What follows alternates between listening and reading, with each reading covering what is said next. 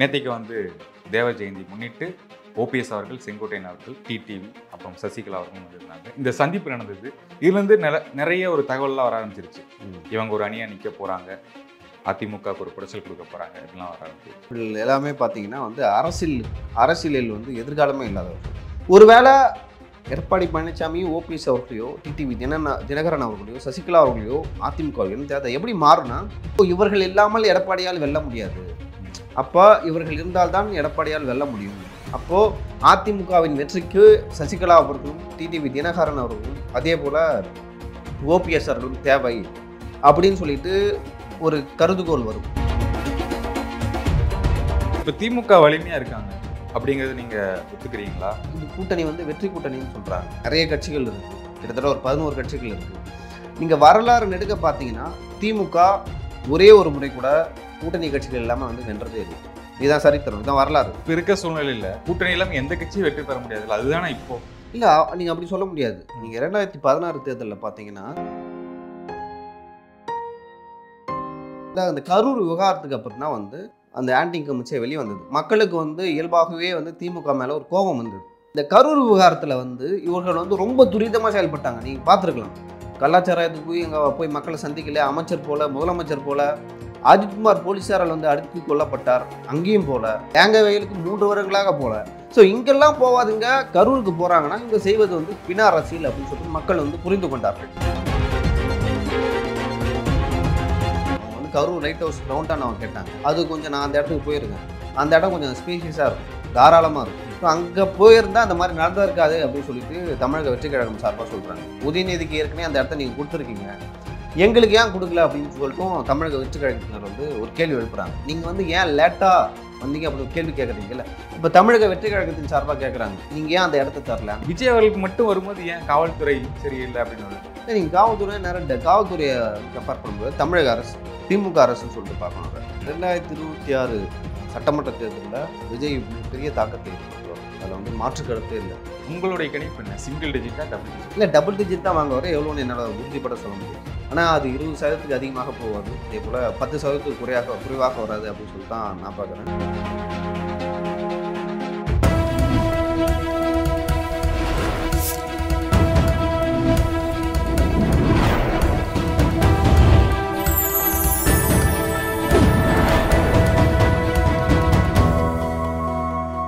Channel 5 தமிழர்களுக்கு வணக்கம். இன்றைய நேர்காணலில் நம்முடன் இணைந்திருப்பவர் பத்திரிகையாளர் திரு லியோ ஸ்டாலின் அவர்கள். வணக்கம் பிரதர். வணக்கம். நேற்றைக்கு வந்து தேவ ஜெயந்தி முன்னிட்டு ஓபிஎஸ் அவர்கள், செங்கோட்டையன் அவர்கள், டிடிவி அப்புறம் சசிகலா அவர்களும் வந்திருந்தாங்க. இந்த சந்திப்பு நடந்தது. இதுலேருந்து நிறைய ஒரு தகவல்லாம் வர ஆரம்பிச்சிருச்சு. இவங்க ஒரு அணியாக நிற்க போகிறாங்க, அதிமுகவுக்கு ஒரு குடைச்சல் கொடுக்க போகிறாங்க, இப்படிலாம் வர ஆரம்பிச்சிருச்சு. என்ன பண்ண போகிற எடப்பாடியார்? இவங்க சந்தித்ததுக்கான உங்களுடைய வியூ என்ன? இல்லை, இப்போ தேவர் ஜெயந்திக்கு 29ஆம் தேதி நேற்றைய தினம் வந்து போனாங்க. போகும்போது அவர்கள் எல்லாமே பார்த்தீங்கன்னா வந்து அரசியலில் வந்து எதிர்காலமே இல்லாதவர்கள். நீங்கள் ஓபிஎஸ் அவர்கள் எடுத்துக்கங்க, டிடிவி தினகரன் அவர்கள் எடுத்துக்கங்க, சசிகலா அவர்களையும் எடுத்துக்கங்க. செங்கோட்டையன் அவர்களுக்கு வந்து அதிமுகவில் இருக்கிற வரைக்கும் தான் அவருக்கு அந்த மரியாதை இருந்தது. தற்பொழுது அதிமுக தொண்டர்களே வந்து அவரை மதிக்கவில்லை. அந்த மாதிரியான சூழல் தான் இருக்குது. ஒருவேளை உண்மையாகவே வந்து அவர் அதிமுகவுக்கு உண்மையாக இருந்தால், அப்படி இல்லைன்னா அதிமுக தொண்டர்களுக்கு உண்மையாக இருந்தால், இல்லை இரட்டை இலை சின்னத்துக்கோ, இல்லை வந்து எம்ஜிஆர் அவர்களுக்கோ, இல்லை செல்வி ஜெயலலிதா அவர்களுக்கோ உண்மையாக இருந்தால் சசிகலா அவர்களையோ இல்லை ஓபிஎஸ் அவர்களையோ போக மாட்டார். எடப்பாடி பழனிசாமி நேற்றைய தினம் செய்தியாளர் சந்திப்பில் வந்து பேசினார். இதே கேள்வியே செய்தியாளர்கள் வந்து எடப்பாடி பழனிசாமியிடம் கேட்கிறார்கள். இந்த மாதிரி சசிகலா மற்றும் டிடிவி தினகரன் எல்லாமே ஒன்றா இருக்காங்க, செங்கோட்டையனும் போயிருக்காரு, அவங்க கூட எப்படி பார்க்குறீங்க அப்படின்னு சொல்லிட்டு அவர் வந்து ஒவ்வொருத்தவங்களும் அட்ரஸ் பண்ணுறாரு. ஓபிஎஸ் அவர்கள் வந்து அடுத்த முறை வந்து திமுக தான் வெல்லும் அப்படின்னு சொல்லிட்டு சொல்கிறாரு. அதிமுக தொண்டர்கள் வந்து இதை எப்படி பார்ப்பாங்க? இப்படி பேசிட்டு ஒருத்தவரை நான் எப்படி வந்து அதிமுகவில் வந்து இணைத்துக்க முடியும் அப்படின்னு சொல்லிட்டு ஒரு விஷயத்த சொல்கிறாங்க. திமுக தான் அடுத்த தேர்தலில் வெல்லும் அப்படின்னு சொல்லிட்டு ஒருத்தர் சொல்கிறாருன்னா, அவர் நானாக ஒரு கட்சி தலைவராக இருந்தால் நான் எப்படி அவரை இணைச்சிக்குவேன்? ஸோ அப்போ அதிமுக தொண்டர்கள் எப்படி பார்ப்பாங்க? ஒருவேளை எடப்பாடி பழனிசாமியும் ஓபிஎஸ் அவர்களையோ, டிடிவி தினகரன் அவர்களையோ, சசிகலா அவர்களையோ அதிமுக அதை எப்படி மாறுனா, இவர்கள் இல்லாமல் எடப்பாடியால் வெல்ல முடியாது, அப்போ இவர்கள் இருந்தால்தான் எடப்பாடியால் வெல்ல முடியும், அப்போது அதிமுகவின் வெற்றிக்கு சசிகலா அவர்களும் டிடிவி தினகரன் அவர்களும் அதே போல் ஓபிஎஸ் அவர்களும் தேவை அப்படின்னு சொல்லிட்டு ஒரு கருதுகோள் வரும். ஆனா அவங்களுடைய கான்ட்ரிபியூஷன் இருக்குல்ல. இல்லை, அவங்களோட கான்ட்ரிபியூஷன் என்ன? சரி, ஒருவேளை வந்து மிகப்பெரிய செல்வாக்கு டிடிவி தினகரன் அவர்களுக்கு இருந்தால் 2024 தேர்தலில் தேனி தொகுதியில் வந்து வெற்றிருப்பார். நாடாளுமன்ற தேர்தலில் ஏன் வந்து டிடிவி தினகரன் தேனி தொகுதியில் வெல்லலை? ராமநாதபுரம் தொகுதியில் பலாப்பழ சின்னத்தில் வந்து ஓபிஎஸ் அவர்கள் வந்து நின்னார். ஏன் அவரால் வெல்ல முடியல? தனிப்பட்ட முறையில் அவங்களுக்கு செல்வாக்கு வந்து இழந்து வருகிறார்கள். அதிமுகவோட வந்து வாக்குகள் வந்து கம்மியாக தான் வாங்கினாங்க. ஸோ இதுலேருந்து என்ன தெரியுதுன்னா, ஒரு இண்டிவிஜுவலாக ஓகே அவர்களுக்கு ஓரளவு செல்வாக்கு இருக்கிறது, ஆனால் வெற்றி பெறும் அளவிற்கு அவருக்கு செல்வாக்கு இல்லை. இதுதான் வந்து காட்டுது. ஆனால் இப்போ அதிமுகவே பல இடத்துல வந்து 3வது இடம் 4வது இடம்லாம் போச்சு அந்த நாடாளுமன்ற தேர்தலில். சீமானவர்கள் முன்னிலை வந்தார், பாஜக முன்னிலை வந்தாங்க 3வது இடம் 4 இடத்துக்கு. அதுவும் இருக்குல்ல, அதிமுகவுக்கும் அந்த செல்வாக்கு கொஞ்சம். அது எந்தெந்த இடம்னா எங்கெல்லாம் வந்து இவங்க இருக்காங்களோ, இந்த ஓபிஎஸ்ல ஒரு இடத்துல நின்னாரு. கன்னியாகுமரி தொகுதியில் தான் வந்து நீங்கள் சொல்கிற மாதிரி வந்து நாம் தமிழர் வந்து 3வது இடத்துக்கு வந்தது, பாஜக 2வது இடம், 4வது இடத்துக்கு வந்து அதிமுக வந்தது. ஸோ கன்னியாகுமரியில் வந்து எப்பொழுதுமே உங்களுக்கு தெரியும், பாஜக மற்றும் காங்கிரஸ் தான் எப்பொழுதுமே வந்து எதிர்ப்புறமாக இருப்பாங்க. அங்கே அதிமுகவுக்கும் மேலே இல்லை, திமுகவுக்கும் மேலே இல்லை. அங்கே வந்து காங்கிரஸ் வர்சஸ் பாஜக. இந்தியாவிலே தமிழ்நாட்டிலே வந்து கொஞ்சம் தனித்து இருக்கிற மாநிலம் வந்து கன்னியாகுமரி. அந்த வகையில் அந்த இடத்த வந்து அதிமுக 4வது இடம் வந்தது வந்து பெரிய விஷயம் இல்லை. மற்ற இடங்களில் பார்த்தாங்கன்னா உங்களுக்கு 2ஆம் இடம், மேக்ஸிமம் வந்து கிட்டத்தட்ட ஒரு 35-6 தொகுதிகளில் வந்து 2ஆம் இடம் தான் வந்தாங்க. ஒரு சில இடங்கள் தான் 3ஆம் இடம் வந்தாங்க. ஸோ இதை நம்ம வந்து பெரிதாக எடுத்துக்கொள்ள முடியாது. ஓகே, இப்போ திமுக வலிமையாக இருக்காங்க அப்படிங்கிறது நீங்கள் ஒத்துக்கிறீங்களா? உங்களுடைய கருத்து என்ன? இல்லை, திமுக வந்து பெயரளவில் வந்து வலிமையாக இருக்கிறாங்க. நிறைய பேர் என்ன சொல்கிறாங்க, இந்த கூட்டணி வந்து கூட்டணி அளவில் வலிமையாக இருக்காங்க. இல்லை, இது கூட்டணி வந்து வெற்றி கூட்டணின்னு சொல்கிறாங்க. ஓகேங்களா? இந்த கூட்டணி வந்து மிகப்பெரிய கட்சிகள் இருக்குது, நிறைய கட்சிகள் இருக்குது, கிட்டத்தட்ட ஒரு 11 கட்சிகள் இருக்குது. நீங்கள் வரலாறு நெடுக்க பார்த்தீங்கன்னா திமுக ஒரே ஒரு முறை கூட கூட்டணி கட்சிகள் இல்லாமல் வந்து வென்றதே இல்லை. இதுதான் சரித்திரம், இதுதான் வரலாறு. ஓகேங்களா? தமிழக அரசியல் தெரிஞ்சவங்களுக்கு வந்து இது நல்லாவே தெரியும். ஸோ அந்த வகையில் திமுக வந்து கூட்டணி இல்லாமல் வெற்றி பெறாது. கொஞ்ச நாளுக்கு முன்னாடி இப்போ இருக்க சூழ்நிலையில் கூட்டணி இல்லாமல் எந்த கட்சியும் வெற்றி பெற முடியாது. அதுதானே இப்போ இல்லை கரண்ட் ரியாலிட்டி. இல்லை, நீங்கள் அப்படி சொல்ல முடியாது. நீங்கள் 2016 தேர்தலில் பார்த்தீங்கன்னா இரட்டை இலச்சினம் 234 தொகுதியிலும் வந்து இரட்டை இலச்சினத்தில் வந்து செல்வி ஜெயலலிதா அவர்கள் வந்து வெற்றி பெற்றாங்க. அப்போ கூட்டணியே இல்லை, பெரிய கூட்டணி எதுவுமே அவங்க கூட இல்லை. அது ஒரு விஷயம். நீங்கள் இயல்பாகவே வந்து தொண்டர் பலம் வந்து யாருக்கு அதிகம்னா அதிமுகவுக்கு தான் அதிகம். இப்போ அதிமுக, திமுக, காங்கிரஸ், பாஜகன்னு சொல்லிட்டு எல்லா கூட்டணி இல்லாமல் எல்லா கட்சியும் தனித்தனியாக நிற்க வச்சு யாருக்கு அதிக தொண்டர் பலம் இருக்குது, நீங்கள் வந்து வாக்களிங்க அப்படின்னு சொல்லிட்டு சொன்னால் அதிமுக தான் அதில் வெற்றி பெறும். ஸோ இப்போ வரலாறு நெடுக்க திமுக கூட்டணி வைப்பதற்கான காரணம் அதான். கலைஞர் கருணாநிதி அவர்கள் இருந்தபொழுது அவருக்கு தெரிஞ்சு இருக்குது. ஏன்னா 2011 தேர்தலில் வந்து 2016 தேர்தலில் அப்போது விஜயகாந்த் கூட்டணிக்காக காத்து இருந்தாங்க, எப்போ வருவார். ஏன்னா செல்வி ஜெயலலிதாவுக்கும் விஜயகாந்துக்கும் ஒரு முட்டல் வந்து சட்டமன்றத்தில் வந்தது. அப்படி வரும்பொழுது கருணாநிதி அவர்கள் வந்து என்ன நினச்சாருன்னா 2016 தேர்தலில் விஜயகாந்த் நம்ம கூட தான் வருவார் அப்படின்னு நினச்சார். ஆனால் அப்பொழுது இருந்த சசிகலாவின் கணவர் நடராஜன் அவர்கள் வந்து ஒரு விஷயத்தை வந்து கால்குலேட் பண்ணார். திமுக வந்து கூட்டணி இருந்தால் தான் வெற்றி பெறும், இல்லை வெற்றி பெறாது. அப்போ திமுக கூட்டணி கட்சிகள்லாம் எல்லாத்தையும் காலி பண்ணணும் அப்படின்னு சொல்லிட்டு மக்கள் நல கூட்டணின்னு சொல்லிட்டு ஒரு கூட்டணியை நிற்க வச்சார். அதுக்கு பின்னாடி வந்து நிறைய பணம் புழங்கியது. அதே போல் அதுக்கு பின்னாடி செல்வி ஜெயலலிதா இருந்தாங்க, தமிழக உளவுத்துறை இருந்தது, நடராசன் அவர்கள் இருந்தாங்க. ஸோ இத்தனை பேர் இருந்து தான் வந்து அது செயல்பட்டது. அதனால தான் வந்து அந்த தேர்தலில் வெற்றி பெற்றாங்க. ஸோ அதுதான் வந்து அதிமுகவோட உண்மையான பலம், திமுகவோட உண்மையான பலம். அப்படி இருக்கும்பொழுது திமுகவுக்கு இப்போ நீங்கள் சொன்னீங்கல்ல, திமுகவோட கூட்டணி கட்சிகள் வந்து பலமாக இருக்கிறாங்க, எல்லா கட்சிக்கும் கூட்டணி தேவை அப்படின்னு சொல்லிட்டு. அதிமுகவுக்கு தனியாக நின்றால் கூட்டணி தேவையில்லை. இப்போ இப்போவும் தேவையில்லை. இப்போ திமுக தனியாக நிற்குதுன்னா தேவையில்லை. இல்லை, அது எப்படி நம்ம எடுத்துக்க முடியும்? திமுக தனியாக நின்னா நாங்கள் அதிமுக தனியாக நிற்போம், அப்படி எடுத்துக்க முடியாது. இல்லை, இப்போவும் அதிமுக தனியாக நிற்கிறாங்க, 200 தொகுதிகள் ஜெயிப்பாங்க அப்படிங்கிற வலிமை அந்த வல்லமை இருக்கு அவங்கள்ட்ட. அதை கேட்குறேன். இல்லை, அது உங்களுக்கு தேர்தல் அதுதான் இப்போ கூட்டணி இருந்தால் தான் ஜெயிக்க முடியும் அப்படிங்கிறத நான் சொல்ல வரேன். இல்லை, அது வந்து தேர்தல் இறங்க தான் தெரியும். ஏன்னா ஆன்டி இன்கம்பன்சி வந்து இப்போ தான் கொஞ்சம் கொஞ்சமாக வெளியே தெரிய ஆரம்பிச்சிருக்குது. குறிப்பாக வந்து அந்த கரூர் விவகாரத்துக்கு அப்புறம் தான் வந்து அந்த ஆன்டி இன்கம்பன்சியை வெளியே வந்தது. மக்களுக்கு வந்து இயல்பாகவே வந்து திமுக மேலே ஒரு கோபம் வந்தது. அந்த கோபத்தை வந்து மீடியா மூலமாக வந்து திமுக வந்து திராவிட மாடல் ஆட்சி, சமூக நீதி ஆட்சி, கல்வியில் சிறந்த தமிழகம் அப்படின்னு சொல்லிட்டு இந்த ஜிகினா வேலைன்னு சொல்லுவாங்கல்ல, அந்த மாதிரியான ஜிகினா வேலையை காட்டி வந்து இவ்வளோ நாள் அடக்கி வச்சுருந்தாங்க. அந்த கரூர் விவகாரத்தில் வந்து இவர்கள் வந்து ரொம்ப துரிதமாக செயல்பட்டாங்க. நீங்கள் பார்த்துருக்கலாம், கலாச்சாரத்துக்கு போய் இங்கே போய் மக்களை சந்திக்கல, அமைச்சர் போல, முதலமைச்சர் போல. இங்கே மரக்காணத்துலேயும் கலாச்சாரம் குடிச்சு சாத்தாங்க, அங்கேயும் போல. அஜித்குமார் போலீஸாரால் வந்து அடித்து கொல்லப்பட்டார், அங்கேயும் போல. கவின் வந்து சாதிய படுகொலை செய்யப்பட்டார், அங்கே போல. வேங்க வயலுக்கு 3 வருடங்களாக போல. ஸோ இங்கெல்லாம் போவாதுங்க, கரூருக்கு போகிறாங்கன்னா இவங்க செய்வது வந்து பின அரசியல் அப்படின்னு சொல்லிட்டு மக்கள் வந்து புரிந்து கொண்டார்கள். அப்போ நீங்கள் அங்கெல்லாம் போவாதீங்க, எதுக்கு நீங்கள் கரூருக்கு போகிறீங்கன்னு ஒரு கேள்வி எழுது. இல்லை, இது ஒரு பெரிய ட்ராஜடி இல்லை. இல்ல, ஒரு விபத்து தான். 40 பேர் இறக்குறாங்க. ஒரு விபத்துக்கும் ஒரு நிர்வாகம், விபத்துக்கு காரணம் வந்து நம்ம யாரையுமே சொல்ல முடியாது. நடந்தது ஒரு விபத்து, நிர்வாக கோளாறு வேற. நிர்வாக கோளாறுன்னா உங்களுக்கு வந்து கலாச்சாரம் இருக்கிறாங்க, அது காவல்துறைக்கு தெரியாம இருந்திருக்காது, உங்க கட்சிக்காரனுக்கும் தெரியாம இருந்திருக்காது. இப்போ உங்களுக்கு எல்லாம் தெரிந்தே ஒரு விஷயம் நடக்குதுன்னா அதுக்கு வந்து முதலமைச்சரும் திமுகவும் பொறுப்பு, இந்த அரசு பொறுப்பு. ஆனால் விபத்துக்கு நம்ம யாருக்கு காரணமாக காட்ட முடியும்? விஜய் காட்ட முடியுமா? ஆனால் திமுக தரப்பு வந்து விஜய் தான் காரணம் அப்படின்னு சொன்னிச்சு. அப்படி சொல்லும்போது இயல்பாகவே மக்களுக்கு ஒரு கோவம் வந்தது. இல்லை, ஏன்னா விஜய் தான் காரணம் எங்க சொன்னாங்க? திமுக ஆதரவு பத்திரிகையாளர் சொன்னாங்க, சமூக ஊடகங்கள் சொன்னது, திமுக ஐடி சொன்னிச்சு.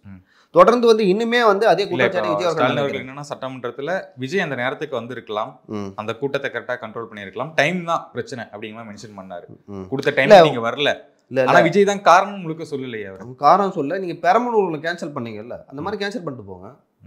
உங்களுக்கு அந்த அதிகாரம் இருக்குல்ல, காவல்துறைக்கு அந்த அதிகாரம். அது 10 மணிக்கு மேல ஆயிடுச்சுல்ல, அதுதானல கேன்சல் பண்ணியிருந்தாங்க. இங்க என்ன நீங்க சொல்றீங்க, நேரம் அதிகமானதால இறந்துட்டாங்க அப்படின்னு சொல்லிட்டு சொல்றாங்க. ஓகேங்களா? அப்படி உங்களுக்கு அந்த அதிகாரம் இருக்கிறது இல்ல பிரதர். இங்க வந்து 12 மணிக்கு அவர் வரேன்னு சொன்னார் விஜய் சார். 12 மணிக்கு வரேன் இல்ல, 3 மணில இருந்து 10 மணி வரைக்கும் டைம் கேட்டிருக்காங்க. ஆனா அந்த 12 மணிக்கு வரேன்னு சொல்லி ஒரு தகவல் வந்து ரூமர்ஸ் வந்துச்சு, மக்கள் கூட்டிட்டாங்க. காலையில 10 மணில இருந்தே கூட்டிட்டாங்க. இவர் 7 மணிக்கு வராரு அப்படின்னா அவர் மேலேயும் ஒரு இது இருக்குல்ல. 10 மணிக்கு கூப்பிட்டாங்கல்ல மக்கள். 12 மணிக்கு கூட கூப்பிட்டாங்க. விஜய் அவர்கள் வந்து 7 மணி நேரம் தாமதமாக வந்தார். இப்போ காவல்துறை என்ன பண்ணிருக்குன்னா, காவல்துறைக்கு தெரியல மக்கள் அதிகமாக கூப்பிடுறாங்க, இந்த இடம் வந்து சரிப்பட்டு வராது. காவல்துறையோட செயல்பாடு அதில் எந்த அளவுக்கு இருந்தது? மக்கள் அதிகமாக கூட்டிச்சு தெரியல, அப்போ பாதுகாப்பு நீங்கள் அதிகமாக கொடுக்கணும்ல, கூட்டத்தை கட்டுப்படுத்தணும்ல, ஏன் காவல்துறை கட்டுப்படுத்தலை? இல்லை, இப்போ விஜய் வர வரைக்குமே அமைதியாக தான் மக்கள் எப்படி இருந்திருப்பாங்க. அது வரைக்கும் காவல்துறையுடைய வேலை நடந்துட்டு தான் இருக்கும். ஒரு நடிகர் வராரு அப்படிங்கும்போது அந்த ஆரவாரம், அந்த உற்சாகத்துல சில விஷயங்கள் நடந்துச்சு, அதுதான் நடந்தது. இல்ல, விஜய் வந்து வர வரைக்குமே கொஞ்சம் கரெக்டாக தானே இருந்தது. இது உளவுத்துறையோட வேலை என்னன்னா, எதிர்காலத்தில் இப்படியெல்லாம் நடக்கும், நம்ம இதை அப்படி சரி செய்யணும், நம்ம இப்படி பண்ணால் எதிர்காலத்தில் இப்படி நடக்கும் அப்படின்னு சொல்லிட்டு பண்ணுறது தான் உளவுத்துறை வேலை. ஸோ உலகம் இருக்கிற உளவுத்துறைக்கு இப்படி தான் செயல்படுவாங்க. அப்படி இருக்கும்போது விஜய் வந்து இத்தனை மணிக்கு வந்தால் இந்த மாதிரி மக்கள் வந்து ஆர்ப்பரிப்பாங்க, கூட்டம் வந்து இன்னும் கிட்ட போவாங்க, நெருக்கப்படுவாங்க. ஸோ இதனால் வந்து அசம்பாவிதம் நடக்குன்னு சொல்லிட்டு உளவுத்துறைக்கு தெரியாமல் இருந்திருக்குன்னு நினைக்கிறீங்களா? நீங்கள் கண்டிப்பாக தெரிஞ்சிருக்கும். ஓகேங்களா? அப்போது இல்லை, உளவுத்துறை அதை கண்டுக்கல, எது நடக்காதுப்பா அப்படின்னு சொல்லி விட்டுருந்தாலும் அந்த விபத்துக்கு காரணம் யாரு? எடப்பாடி பழனிசாமி மட்டும்தான் வந்து முதலாக அதுக்கு சரியாக சொன்னார். என்னன்னா, இது வந்து பாதுகாப்பு கோளாறு, அதே போல வந்து காவல்துறை வந்து சரியாக செயல்படணும்னு சொல்லிட்டு முதலாக வந்து அன்னைக்கு 28ஆம் தேதி காலைல எடப்பாடி பழனிசாமி சொல்றாரு. அதன் பிறகுதான் வந்து தமிழக வெற்றி கழகம் வந்து இல்ல, அவங்க எடப்பாடி பழனிசாமி அவர்களுக்கும் முன்னாடி கூட்டம் நடத்தினாரு, அதே அளவு கூட்டம் தான் வந்துச்சு. அதுல கொஞ்சம் வேறுபாடு இருக்கலாம், கொஞ்சம் கம்மியா கூட இருக்கலாம். அங்க கரெக்டான செக்யூரிட்டி, காவல்துறை எல்லாமே கரெக்டான கொடுத்தாங்க. அது ஏன் இங்க விஜய்க்கு வரல? அங்க கொடுத்த செக்யூரிட்டி தான் இங்கேயும் கொடுத்தாங்க. உங்களுக்கு திருச்சியில கூட்டம் வந்து இப்போ நீங்க என்ன சொன்னீங்கன்னா, உளவுத்துறை வந்து முன்னாடியே ஒரு கெஸ் பண்ணி அவங்களுடைய வேலை இந்த மாதிரி விட்டாங்க. விஜய் அவர்களும் ஸ்ட்ராட்டஜி டீம் வச்சிருக்காங்க, 2-3 பேர் வச்சிருக்காங்க, 4-5 சுற்றுப்பயணம் பார்த்துட்டாங்க. அவங்களுக்கு ஒரு கணிப்பு இருக்காதா, நம்ம இவ்வளவு கூட்டம் இருக்குது போனோம்னா என்ன ஆகும்ட்டு? ஏன் அவங்க அந்த வேலையை அவர்கள் வந்து கேட்ட இடத்த கொடுக்கல. அவங்க வந்து கரூர் லைட் ஹவுஸ் ரவுண்டான அவங்க கேட்டாங்க. அது கொஞ்சம் நான் அந்த இடத்துக்கு போயிருக்கேன். நான் வந்து திருப்பூருக்கு போகும்போது அந்த இடத்த தான் கிராஸ் பண்ணி போனேன். அப்படி போகும்போது அந்த இடம் கொஞ்சம் ஸ்பேஷியஸாக இருக்கும், தாராளமாக இருக்கும். தாராளமாக இருக்கும்போது அங்கே அந்த மாதிரி வந்து காற்றோட்டம், அங்கே வந்து ரொம்ப காற்றோட்டமாக இருக்கும் அந்த இடம். ஸோ அங்கே போயிருந்தால் அந்த மாதிரி நடந்தா இருக்காது அப்படின்னு சொல்லிட்டு தமிழக வெற்றி கழகம் சார்பாக சொல்கிறாங்க. உதயநிதிக்கு ஏற்கனவே அந்த இடத்த நீங்கள் கொடுத்துருக்கீங்க, எங்களுக்கு ஏன் கொடுக்கல அப்படின்னு சொல்லிட்டும் தமிழக வெற்றி கழகத்தினர் வந்து ஒரு கேள்வி எழுப்புறாங்க. நீங்கள் வந்து ஏன் லேட்டாக வந்தீங்க அப்படின்னு கேள்வி கேட்குறீங்கல்ல, இப்போ தமிழக வெற்றி கழகத்தின் சார்பாக கேட்குறாங்க, நீங்க ஏன் அந்த இடத்த தரல? இல்ல, எனக்கு என்னன்னா, இந்த 4 சுற்றுப்பயணம் போனாரு, 4 இடம் போனாரு, எல்லா இடமே அந்த குறுகிய அந்த ரோடு தான் இருக்கு. இல்ல திருச்சியில அந்த மாதிரி இல்ல. சரி, இதே அளவுன்னு வச்சுக்கலாம், இதே அளவு தான் அங்கேயும் இருக்குது. இல்ல நடக்காத சம்பவமே எங்க வருது? இல்ல, இதுதானே சார் விஷயம். இல்ல, அதுக்கு வந்து இது வரைக்கும் தான் நம்மளுக்கு தெரியும். இதுக்கு மேல வந்து அது விசாரணையில் இருக்கு. ஸோ அதுக்கு மேல நம்ம பேசினா வந்து அது சரி இருக்காது. ஏன்னா தமிழக வெற்றி கழகத்திலேயே ஒவ்வொருத்தரும் வந்து ஒவ்வொரு விஷயத்த சொல்கிறாங்க. நம்ம எல்லாத்துக்குமே வந்து அவங்க சொன்னது சரி, இவங்க சொன்னதெல்லாம் சரிலாம் சொல்ல முடியாது. ஸோ எனக்கு தெரிஞ்சு வந்து அந்த கூட்டத்தை வந்து நிறுத்திருக்கலாம் பாதியிலே, பெரம்பலூரில் நிறுத்தின மாதிரி. அப்படி இல்லைன்னா வந்து விஜய் வருவதற்கு முன்னாடியே அந்த இடத்த மாற்றிருக்கலாம். ஸோ இதெல்லாம் வந்து காவல்துறை பண்ணியிருந்தா தவிர்த்திருக்கலாம் அப்படின்னு சொல்லிட்டு நான் சொல்கிறேன். ஓகே, இப்போது ஒரு மாதம் கழிஞ்சது. இப்போ நேற்றுக்கு தேவ ஜெயந்தி முன்னிட்டு விஜய் அவர்கள் பனையூரில் இருக்கக்கூடிய அவருடைய ஆஃபீஸில் தேவருடைய படம் வச்சு இது பண்ணுறாரு, மாலை அணி வச்சு ஒரு மரியாதை செலுத்துறாரு. ஏன் வெளியே வரல அப்படிங்கிற கேள்வியும் வருது.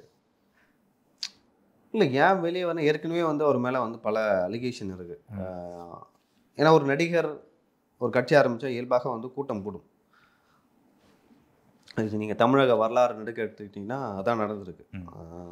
விஜயகாந்த் அவர்களுக்கும் டாக்டர் எம்ஜிஆர் அவர்களுக்கும் அதே போல் செல்வி ஜெயலலிதா அவர்களுக்கும். ஸோ நீங்கள் கலைஞர் அவர்களையும் ஸ்டாலின் அவர்களையும் அதோட பொருத்தி பார்க்க முடியாது. அவங்க வந்து டிப்பிக்கல் அரசியல்வாதிகள். இவங்க வந்து நடிகர் கம் அரசியல்வாதி அப்படி சொல்லணும். ஸோ அப்போ வந்து ஒரு நடிகர் அரசியல்வாதி ஆகினா அதில் வந்து ஒரு மிக பெரிய எழுச்சி இருக்கும். என்டிஆர் வந்து அங்கே நடந்துச்சு ஆந்திராவில். சிரஞ்சீவி அவர்களுக்கும் வந்து நடந்தது. விஜய்க்கு வந்து அது அதிக அளவில் இருக்குது அப்படின்னு சொல்லிட்டு நான் நினைக்கிறேன்.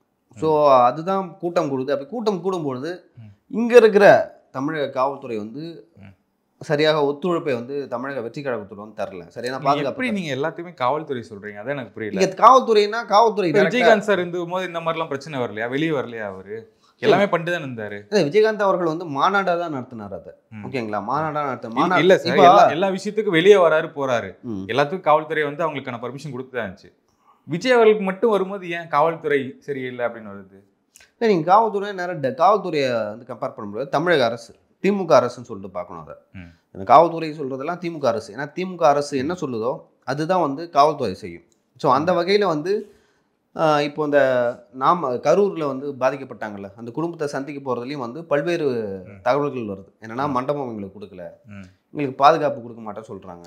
ஸோ அங்கே போனால் விஜய்க்கே பாதுகாப்பு இல்லை, அந்த மாதிரியான சூழல் வந்து கரூரில் நிலவுது. ஸோ அப்படி இருக்கும்பொழுது தான் வந்து அதை இங்கே வர வச்சார். ஸோ அப்படி இருக்கும்போது அப்படிப்பட்ட ஒருத்தர் வந்து தேவர் குரு பூஜைக்கு போகும்போது நேராக போகிறான்னு வச்சுங்களேன். ஸோ அதோட தாக்கம் வந்து வேறு மாதிரியாக இருக்கும். ஏன்னா அவர் மிக நீண்ட நாட்கள் கழித்து அவர் வெளில வராரு.